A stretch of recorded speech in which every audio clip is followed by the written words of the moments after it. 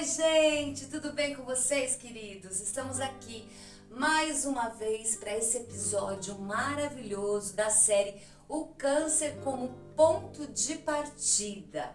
Isso aí, ponto de partida para você ressignificar a sua vida, mas hoje, ponto de partida para você conhecer os seus direitos, os direitos do paciente, da paciente oncológica. E eu tenho a honra hoje de receber essa linda que é Shirley Beruezo, que vai nos ajudar, que vai bater um papo aqui com a gente e vai tirar as nossas dúvidas. Ela é jornalista, advogada e uma pessoa muito especial que veio aqui hoje doar o seu tempo para te beneficiar.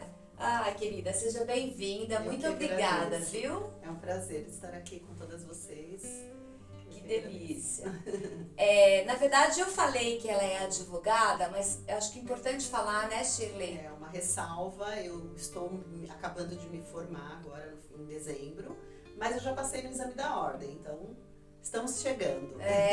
Então ela já tem conhecimento, ela já está aí nesse meio há algum tempo, então por isso que eu fiz questão de chamá-la, até porque a gente tem uma intimidade, é muito mais gostoso quando a gente tem essa intimidade com a pessoa, fica mais fácil pra gente bater esse papo. E aí eu fiquei pensando, como começar isso? São tantas dúvidas, né? Tantas coisas que a gente gostaria de saber, mas aí eu pensei em trazer assim pra compartilhar com vocês um caso de uma pessoa que aconteceu de verdade, e eu acho que em cima desse caso aqui a gente pode ir conversando e vendo onde o direito foi negado, né? Onde ela foi ferida no seu direito, onde ela conseguiu, deu tudo certo. Acho que a gente pode caminhar assim, tudo bem? Sim, tranquilo. Então vamos lá. O caso então é de uma moça, ela tem por volta de 40 anos e aconteceu o seguinte: em dezembro de 2020, ela estava fazendo o autoexame na sua mama e ela percebeu um nódulo na mama esquerda. Mas isso foi em dezembro de 2020. Devido à pandemia, ela não conseguiu uma consulta tão rápida. Assim, ela andou de um posto para outro e não conseguiu de jeito nenhum marcar essa consulta para começar a iniciar o seu exame, né? Por conta disso, então, ela precisou procurar um médico particular, o que também não é fácil para quem não tem plano de saúde, as consultas não são baratas, né? E ela conseguiu, então, marcar esse médico e ela mesma pediu para o médico para poder fazer a ultrassom e a mamografia, que são os exames, assim, iniciais, sempre o médico vai pedir. Primordiais, né? Os prioritários. Isso mesmo, ele sempre vai pedir a mamografia, vai pedir a ultrassonografia, e aí eles vão pedindo os exames complementares, uma ressonância, enfim. E ela fez esses dois exames. No resultado desse exame, o que aconteceu? Deu um BIRADS 4. O BIRADS 4... o BIRADS são classificações. O 4, ele dá um indicativo de que tem algo ali, algo que pode ser maligno. Mas não necessariamente. Já é um indício de que alguma coisa não está tão legal, errado. que precisa ser investigada, na verdade, né? Não necessariamente que seja um câncer. Pode ser uma calcificação, pode ser um outro nódulo, outra coisa. Não necessariamente o câncer. Bom, e ela não ficou muito satisfeita com o resultado, ela ficou bem preocupada. E ela pediu para o médico para ele fazer um exame complementar. E ele falou que não havia necessidade. E aí, então, ele disse o seguinte para ela: volte daqui 1 ano e aí a gente vai repetir os exames. Bom, ela não ficou realmente muito satisfeita com isso e voltou para casa. O que aconteceu? Passado um tempo, além desse nódulo, né, desse carocinho que ela tinha achado na mama esquerda estar aumentando, ela percebeu um outro nódulo na outra mama, também na direita. E aí começou o desespero dela de, mais uma vez, exames buscar marcar uma consulta, né? E ela passou muito tempo. Então isso aconteceu a primeira vez, o primeiro carocinho, em 2020, dezembro de 2020. E só em julho de 2021 que ela conseguiu uma consulta médica pelo SUS. Pelo SUS. Só em julho. O que aconteceu? Os nódulos já estavam bem grandes, inclusive ela disse que dava a impressão de que ia explodir o seio dela. E aí ela foi encaminhada para um hospital e lá eles fizeram uma biópsia e depois de um tempo, então, ela recebeu o diagnóstico de carcinoma nas 2 mamas. Muito tempo, né? Ficou muito tempo. Ficou muito tempo. E aí ela continuou, o médico pediu mais um outro exame e infelizmente tinha dado metástase óssea. Então, além das mamas, ela está com câncer agora. Progrediu para as Isso, deu metástase, né? E isso foi em julho de 2021 que ela fez a biópsia. Em novembro, só em novembro de 2021 que ela começou o tratamento. Então, julho, agosto, setembro, outubro, 4 meses depois para iniciar o tratamento. 4 meses após o diagnóstico. Após o diagnóstico. É muito tempo. Muito tempo. E em julho de 2022, ela fez a mastectomia total, precisou tirar as 2 mamas e agora está esperando para fazer uma cirurgia chamada ooferectomia, que é a cirurgia para retirada dos ovários. Olha, isso começou em 2020, em dezembro de 2020, e agora em julho de 2022 ela fez a cirurgia e está aguardando ainda a outra cirurgia. Ou seja, se tivesse o diagnóstico precoce, se tivesse conseguido os exames, talvez a realidade dela fosse outra. Né? Outra, exatamente. E é por esse caminho que a gente vai andar então, Shirley.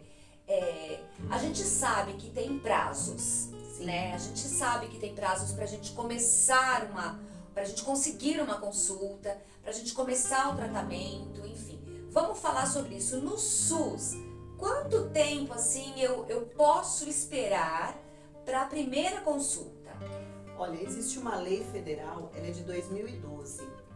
São 30 dias para você conseguir os exames, na verdade. Para uma pessoa que tem suspeita de um diagnóstico de câncer, em 30 dias ela já tem que começar a fazer os exames.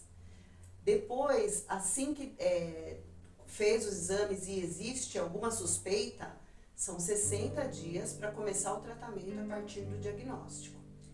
Então, isso é uma lei federal. É importante que as pessoas tenham ciência, tenham essa informação e carreguem a lei com você na bolsa, porque é importante que você faça cumprir essa lei e o quanto antes for diagnosticado e iniciado o tratamento, é o que você acabou de dizer, né? As chances da pessoa ter uma recuperação muito maior. Inclusive de não ter uma metástase muitas vezes, né? A gente não sabe, cada organismo é um organismo, a gente não sabe. Mas é importante então a gente entender que se você percebeu algo diferente no seu corpo, você vai em busca de um posto de saúde, né? Você vai para o SUS, você tem esse prazo aí de 30 dias para você passar pelo médico e sair de lá com esses pedidos, os exames em mãos. Aí a gente sabe que demora um tempo também até marcar, né, essa consulta, aliás, esses exames, até receber o diagnóstico, né, o resultado desses exames. Tudo isso a gente sabe que é moroso. Mas você, com a lei em mãos, você pode ficar no pé, você pode correr atrás. É importante porque a gente costuma dizer que 1 dia, 2 dias para nós que somos pacientes oncológicos faz muita diferença. Então a gente não pode deixar passar, tem que correr atrás. E aí, a partir do momento que você recebe o diagnóstico, aí eu estou com carcinoma, eu tenho até 60 dias para iniciar o tratamento. Dependendo, previsto na lei. Previsto na lei. Dependendo da situação, o que pode ocorrer também é do médico, inclusive, reduzir esse tempo, Sim. sabe? Então em até 60. Pode ser 30 dias, pode ser 20 dias, pode ser 10 dias, de acordo com cada caso. Concreto, né? Cada caso Isso. concreto vai exigir uma data específica. Uma data, um olhar, um tipo de tratamento. A gente, quando fala de câncer, a gente não fala de um tipo, né? A gente fala de vários tipos e de várias pessoas. Tudo isso pode mudar de pessoa para pessoa. Inclusive, a lei prevê que haja um segundo diagnóstico. Vamos supor, se você... Uma segunda opinião. Que nem no caso deste caso concreto que a gente está estudando. Uhum. Ela não ficou satisfeita. Ela acabou indo até o particular, médico particular. Sim. Mas o SUS garante, a lei garante que ela tenha um segundo diagnóstico de um outro profissional do SUS. Então ela não precisaria pagar. É óbvio que nesse momento a pessoa está fragilizada, ela realmente, ninguém quer esperar e ficar brigando, né? Quem tem condições acaba fazendo o impossível para conseguir logo resolver esse problema e ficar mais tranquilo. Mas é uma previsão legal também, um segundo diagnóstico. Então isso é maravilhoso, isso é super importante. Às vezes a gente tem um costume, Shirley, de reclamar do SUS, né? Isso faz parte da gente, né? Mas eu falo pra você que assim, muito embora realmente ainda tenha muitas dificuldades, seja muito moroso, dependendo do município, mais, menos, sim. né? Tem várias situações. A gente tem a sorte de ter No o Brasil, SUS no Brasil. A gente não pode negar que o Brasil realmente tem um sistema único de saúde que é excelente e garantidor, né? Garante os direitos do cidadão, garante os direitos à saúde. Isso. E felizmente com essa lei de 2012 também garante a proteção para as mulheres, para o diagnóstico rápido e o tratamento eficiente, Isso. que é fundamental. Fundamental, porque a gente sempre fala um diagnóstico precoce pode salvar a sua vida. Então isso é muito, muito, muito importante. Bom, continuando então, a gente já falou, né, que o prazo então para começar os exames, enfim, 30 dias, 60 dias o tratamento, e isso no SUS. E no plano de saúde, tem uma diferença quando a gente tem plano de saúde? No plano de saúde é diferente, os prazos são diferentes, mas a garantia existe. A garantia é legal. Então, o ideal é que as pessoas procurem a ouvidoria do próprio plano de saúde. Ou a ouvidoria do sistema de saúde, porque é o que regula, né? Anvisa, que regula o sistema de saúde, para que garanta o mínimo, né? O prazo mínimo legal, porque apesar da lei ser direcionada para o SUS, é uma proteção legal. Então, o mesmo se estende para os planos de saúde. Eu fiz assim algumas coisas que eu acho que é importante, que assim, que de acordo com a ANS, que é a Agência Nacional de Saúde Suplementar, ela diz o seguinte, que em caso de consultas nas especialidades de pediatria, clínica médica, cirurgia geral, ginecologia e obstetrícia, 7 dias. Só 7 dias. Olha que coisa. Para consulta nas demais especialidades, 14 dias úteis. Serviço de diagnóstico por laboratório de análises clínicas, 3 dias para você conseguir. Olha isso. Os demais serviços de diagnósticos e terapia, em regime ambulatorial também, 10 dias. Procedimento de alta complexidade, então uma cirurgia, né? 21 dias. Atendimento em regime de internação, 21, e urgência e emergência imediato. Então, às vezes, a gente também lá no plano de saúde fica esperando. Uma consulta, 30 dias, não tem agenda. Mas a gente tem. Muito comum. Então, a gente tem que fazer o quê? Procure a ouvidoria. Exatamente. Né? Exatamente. Do próprio plano de saúde, do hospital, procure e fale sobre isso. Nós temos esse direito.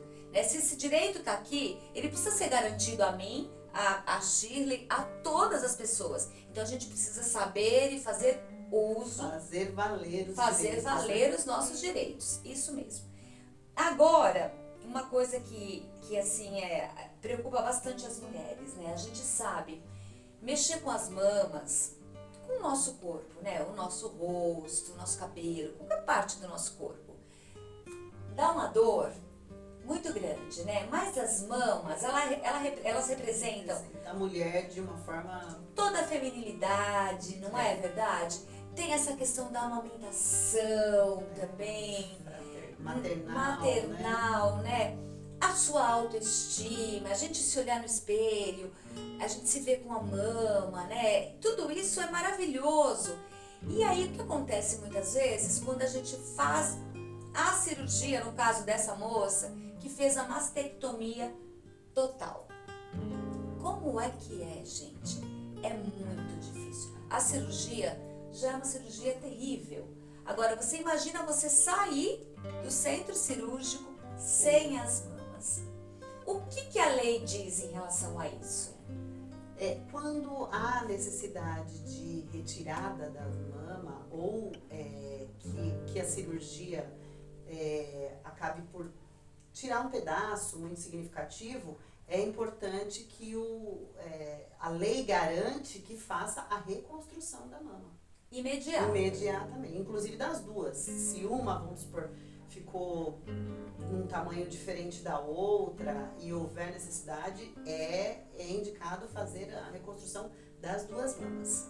Olha que incrível isso, né? Então, gente, salvo em alguns casos, por exemplo, que não há possibilidade pela saúde da mulher, por outras intercorrências, né? Aí pode haver uma dificuldade de fazer essa reconstrução no ato cirúrgico. Por indicação médica, né? Se a indicação médica for que não, ainda está em avaliação, pode ser que haja alguma outra intercorrência, aí não pode ser feito. Mas se houver não houver nenhum problema, faz sim. No ato cirúrgico. Olha, então você vai sair de lá, se Deus quiser, você que está assistindo aí vai passar por isso, vai sair de lá já com as suas mamas bonitinhas. Vamos supor, então, no caso que se faça uma quadranquectomia ou uma outra cirurgia que precise tirar um pedaço da sua mama. Então, eles também vão fazer essa reconstrução e vão deixar também tudo direitinho. Isso também é o seu direito. Saiba disso, corra atrás, não deixe passar.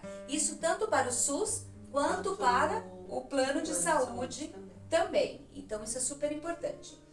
Quero falar um pouquinho também de medicação. O que acontece? Duas questões que eu quero falar. Medicação e sobre o teste de mapeamento genético. Vamos começar pela medicação. Por exemplo, eu fiz meu tratamento pelo plano de saúde e precisei tomar um remédio, que é o capecitabina, e o meu plano de saúde não forneceu esse remédio. É um remédio de alto custo, né? Ele já tá lá naquele rol da ANS, né? Então tem todas as medicações que o SUS fornece, enfim. Como eu não faço o tratamento no SUS, eu não podia pegar essa medicação no SUS. Mas lá tem, no SUS ele... O SUS fornece. Olha que coisa incrível, por isso que a gente não pode falar do SUS assim, porque esse remédio custa quase R$2.000, uma caixa, né? Então, eu por exemplo, vou tomar seis caixas. Tem pessoas que tomam 8 caixas. É muito dinheiro. Então, o que acontece? Tem o SUS fornece essa medicação, o plano de saúde muitas vezes não fornece essa medicação.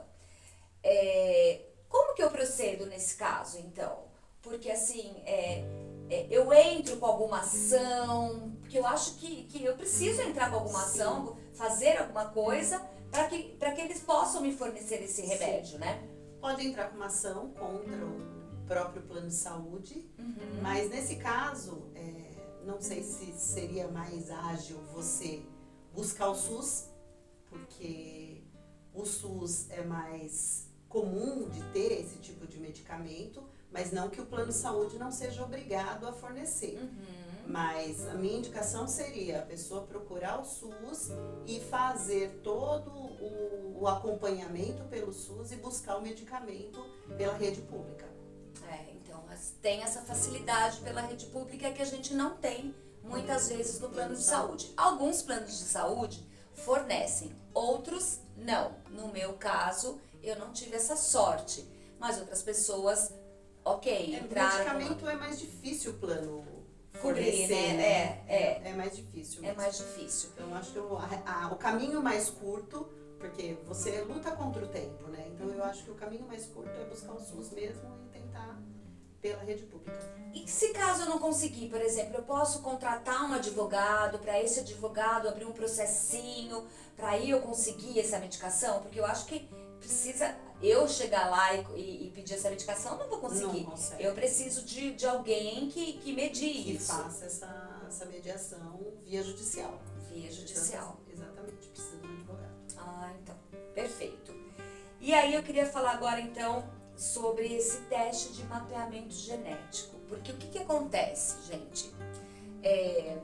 Hoje tá mais comum os médicos pedirem esse teste. Mas é a mesma coisa. Alguns planos de saúde não cobrem, o meu não cobriu o meu teste genético, eu precisei fazer de particular.